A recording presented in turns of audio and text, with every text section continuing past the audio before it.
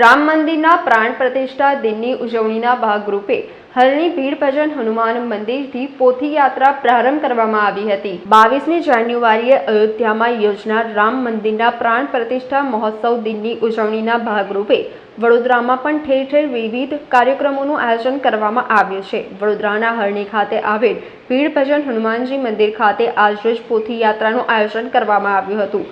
ભક્તો દ્વારા કરવામાં આવેલા કરોડો રામ નામના જાપનું વિધિવત પૂજન કરવામાં આવ્યું છે તેમજ આવનારા 6 દિવસમાં અખંડ રામ નામના જાપ કરવામાં આવશે। આ મહામંત્રની આરતી અને પૂજાપાઠ 22 તારીખના રોજ કરવામાં આવશે।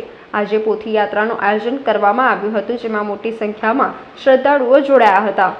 ભક્તો દ્વારા કરોડો રામના મહામંત્રના જપ થયા છે, એનું આજે વિધિવત પૂજન થઈ એની સાથે 6 દિવસ સુધી અખંડ રામ નામ મંત્રનો જાપ થશે। ત્યારબાદ 22 તારીખે હનુમાનજી પ્રભુના મસ્તક ઉપર ધરાવવામાં આવશે અને આ મહામંત્રની આરતી અને પૂજન પાઠ 22 તારીખે વિસર્જન થશે। પોથી યાત્રાનું મહત્વ શું હોય છે?